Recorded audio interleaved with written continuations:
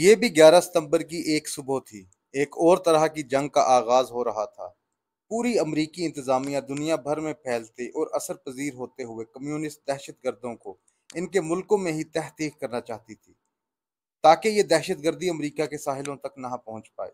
دن تو 11 ستمبر ہی کا تھا، لیکن سال تھا 1973۔ امریکی حکومت کی آنکھوں کا تارا ایک جرنیل جو 1915 میں سینٹیاگو میں پیدا ہوا۔ اس نے 1936 میں ملٹری اکیڈمی میں کمیشن حاصل کیا۔ پھر وہ آہستہ آہستہ ترقی کے زینے طے کرتا ہوا بریگیڈ جنرل کے عہدے پر جا پہنچا اور 1972 میں اسے آرمی چیف بنا دیا گیا۔ کہا جاتا ہے کہ اسے آرمی چیف امریکہ نے بنوایا تھا۔ ٹھیک ایک سال بعد اس عنایت کے بدلے میں امریکہ نے اسے اپنے ہی ملک کے منتخب صدر کی حکومت الٹنے کا کام لیا۔ اسی صدر نے اسے آرمی چیف بنانے کے حکم نامے پر دستخط کیے تھے۔ سلواڈور آلندے کی صدارت چلی کے عوام کے ووٹوں سے وجود میں آئی تھی، لیکن امریکہ کے نزدیک چلی کے عوام کے ووٹ تو کمیونسٹ دہشت گردی کے حق میں تھے۔ امریکہ کے نزدیک اس جمہوری حکومت سے دنیا کے امن کو خطرہ لاحق تھا۔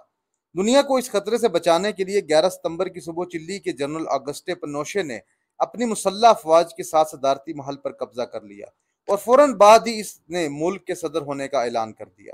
اس کے بعد امریکی انتظامیہ اور اس کے خفیہ ادارے پنوشے کی حکومت کی مخالفین کو کچلنے کے لیے اسے ہر طرح کی امداد مہیا کرنے لگے۔ لوگوں کو اذیت دینے والے آلات سے لے کر جاسوسی کے نیٹ ورک تک سب کچھ مہیا کیا گیا۔ ملک بھر سے لاکھوں لوگوں کو گرفتار کیا گیا، ہزاروں کو یا تو اذیت دے کر ہلاک کر دیا گیا یا پھر ان کا کسی کو کچھ پتہ نہ چل سکا، بس منظر سے غائب کر دیے گئے۔ یہ وہ عرصہ تھا جب امریکہ کی جنگ کمیونسٹ دہشت گردوں کے خلاف تھی، اس لیے جنرل پنوشے ان کا سب سے مضبوط حریف اور لاڈلا تھا۔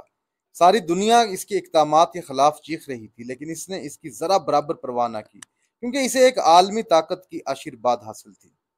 باقی دنیا کو بتانے کے لیے وہ لوگوں کی مظلوم مگر خاموش اکثریت کا نمائندہ ہے۔ اس نے 1980 میں ایک ریفرینڈم کرایا اور پھر خود ہی اپنے آپ کو 8 سال کے لیے چلی کا صدر قرار دے دیا۔ اس ریفرینڈم کے بعد اس نے دنیا بھر کو باور کرایا کہ عوام نے اس کے دیے آئین کو تسلیم کر لیا ہے۔ اس آئین کے تحت تحریر کیا گیا تھا کہ 11 ستمبر 1973 سے لے کر آج تک ملٹری کے کیے گئے تمام اقدامات جائز ہیں، اور یوں اسے یونیفارم کے اندر صدر رہنے کے لیے مزید 8 سال کی اجازت دے دی گئی۔ لیکن اگلے 8 سال دنیا کی تاریخ میں عجیب و غریب تبدیلیوں کے سال تھے۔ روس افغانستان میں آ چکا تھا اور اس کی شکست مقدر ہو چکی تھی۔ پنوشے اب اتنا لاڈلا نہیں تھا۔ عوام میں اس کے خلاف آہستہ آہستہ غم و غصہ بڑھنے لگا۔ جا بجا جلوس نکلتے، پولیس سے مڈ بھیڑ ہوتی، ان لوگوں کو غدار کہہ کر گرفتار کر لیا جاتا۔ ہنگامے زیادہ بڑے تو جہازوں اور ہیلی کاپٹروں سے بم برسائے جانے لگے۔ روس کی شکست واضح ہونے لگی تو پنوشے کے سرپرست امریکہ نے بھی چلی میں جمہوریت اور عوام کی حکمرانی کی باتیں شروع کر دیں۔ پنوشے ابھی تک اسی گمان میں تھا کہ وہ ایک منتخب صدر ہے اور اسے آئینی تحفظ حاصل ہے۔ اس نے آئین بھی ایسا بنوایا تھا کہ جس کے مطابق پنوشے کو اس کے کسی بھی جرم کی پاداش میں عدالت میں نہیں گھسیٹا جا سکتا تھا۔ پھر بھی اس نے عوامی احتجاج سے گھبرا کر ملک میں ایمرجنسی نافذ کر دی، لوگوں کی پکڑ دھکڑ سخت کر دی۔ اس کی بدقسمتی کہ روس افغانستان میں جنگ ہار گیا۔ اب امریکہ کے لیے تو نہ ایسی کوئی جنگ تھی اور نہ ہی ایسا کوئی اتحادی، سب چلے ہوئے کارتوس تھے، خواہ وہ افغانستان کے مجاہد ہوں یا چلی کا پنوشے۔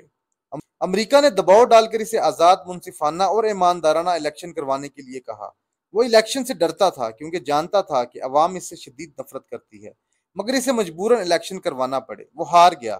اس کے ہارتے ہی برسر اقتدار آنے والی نئی حکومت نے ایک کمیشن قائم کیا جو اس کی ظالمانہ کارروائیوں پر تحقیق کر۔ پنوشے کی صدارت بھی ختم ہو چکی تھی اور ساتھ ہی اس کی وردی بھی۔ اس کے اپنے آئین میں فوجی کمانڈروں کے لیے مخصوص سینٹ کی نشستیں رکھی تھیں۔ نئی جمہوری حکومت نے انہیں بھی فوری طور پر ختم کر دیا۔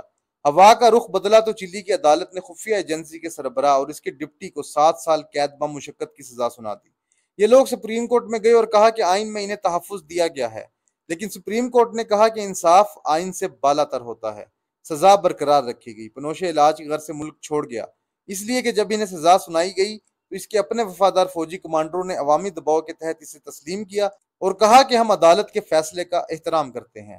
پنوشے تنہا رہ گیا۔ اس نے عدالت کے فیصلے کو نہ مانا تو اسمبلی نے آئین میں ایک ایسی ترمیم کر دی جس کے تحت ان تمام کیسوں کو کھولا جا سکتا ہے جو آرمی ایکشن اور اقتدار کے دوران انسانی حقوق کی پامالی سے متعلق تھے۔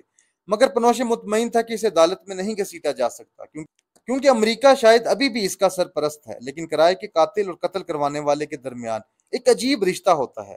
اسے جب اس بات کا یقین ہو جاتا ہے کہ اب کام مکمل ہو گیا ہے اور قاتل کا مزید ساتھ قتل کروانے کے لیے ہی بدنامی کا باعث ہے، تو پھر وہ اسی قاتل کا ہی سب سے بڑا دشمن بن جاتا ہے۔ وہ چاہتا ہے کہ اب اس کے اپنے لباس اور کردار پر کوئی دھبا نہ آئے۔ چلی میں مقدمہ نہیں چل سکتا تھا، مگر اسی سرپرست امریکہ نے ہی اسپین میں ایک جج کی عدالت میں انسانی حقوق کی پامالی اور ظلم و بربریت کا مقدمہ درج کروا دیا۔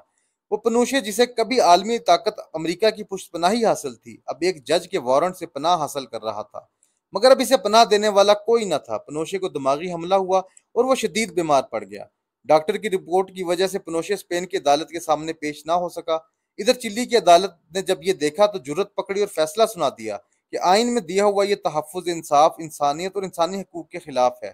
بیمار، مفلوج اور عالمی طاقتوں کے لیے بیکار پنوشے کو امریکہ نے ہی برطانیہ سے پکڑ کر چلی کی عدالت کے حوالے کر دیا۔ میں یہاں اس نفرت کا ذکر نہیں کروں گا جو چلی کے عوام کو اس سے تھی۔ یہ بھی نہیں بتاؤں گا کہ وہ جب لوگوں کو اپنے ترقی کے کارنامے بتاتا تو لوگ اس کا مذاق اڑاتے۔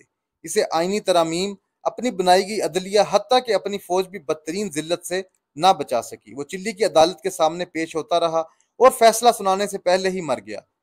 آخری عمر میں اس مفلوج حالت میں جب اس کی زندگی کے صرف چند ساتیں باقی تھیں، وہ امریکہ کی بے وفائیوں کے بارے میں سوچتا تو ضرور ہوگا کہ کاش اس نے مافیا کے لیے کام کرنے والے اجرتی قاتلوں کی کوئی ایک کہانی ہی پڑھ لی ہوتی، تو اسے اندازہ ہو جاتا کہ کام ختم ہونے کے بعد اسے ختم کر دیا جائے گا۔ وہ یہ جانتا تو اپنے عوام پر کبھی ظلم نہ کرتا۔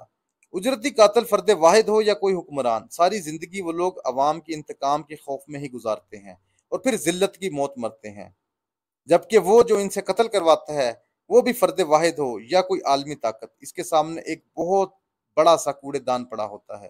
جیسے ہی کام ختم ہوتا ہے، وہ اپنے اسی سب سے قریبی ساتھی اور اجرتی قاتل کو اس کوڑے دان میں پھینک دیتا ہے۔